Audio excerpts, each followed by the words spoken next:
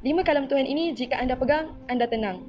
Yang pertama, surah Az-Zumar ayat yang ke-38, yang mana mafhumnya, jika Allah hendak menimpakan daku dengan sesuatu bahaya, dapatkah mereka mengelak atau menghapus bahayanya? Dan sekiranya Allah ingin menurunkan rahmatnya, apakah mereka mampu untuk menahan rahmatnya itu? Katakanlah lagi, cukuplah Allah bagiku. Kepadanya lah hendaknya berserah orang-orang yang bertawakal. Ya betul, ada kalanya apabila kita terlalu berharap kepada manusia, kita akan kecewa. Dan ada kalanya apabila kita terlalu tertekan, kita rasa sendiri, rasa tak ada tempat nak bergantung, kita lupa bahawa walau macam mana sekalipun, kita ada Allah bersama kita. Dan apa yang paling penting adalah Allah itu sudah cukup untuk kita. Allah itu maha berkuasa. Baik susah macam mana sekalipun, kesulitan kita tu Allah mampu untuk hilangkannya. Jadi yakinlah bahawa Allah itu cukup untuk kita. Yang kedua, surah Al-Baqarah ayat 286. La yukallifullahu nafsan illa wus'aha.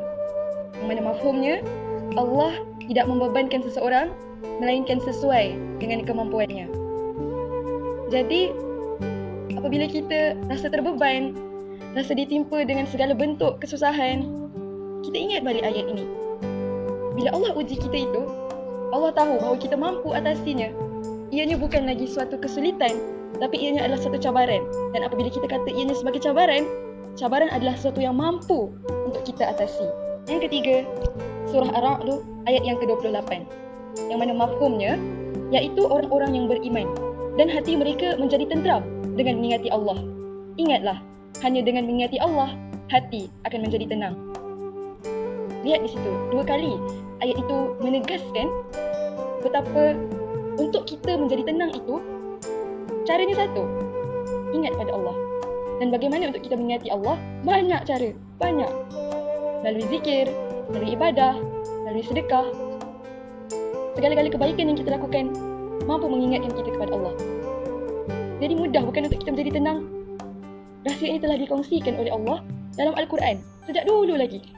Jadi apa yang kita lafazkan, itulah yang seharusnya kita percaya, yang seharusnya kita yakinkan dalam diri kita.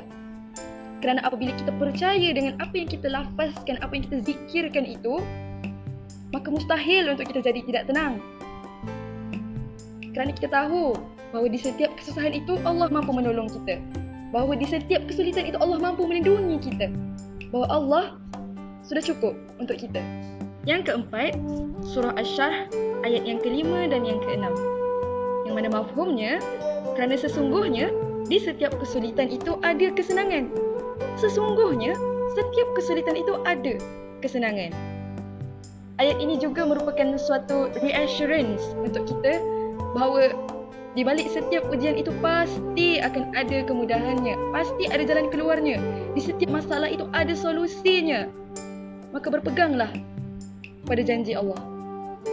So we have come to an end, yang mana yang kelima adalah surah Ibrahim ayat yang ke-7, yang mana mafhumnya, dan ingatlah ketika Tuhan kamu memberitahu, demi sesungguhnya jika kamu bersyukur, nescaya akan aku tambah nikmatku kepadamu.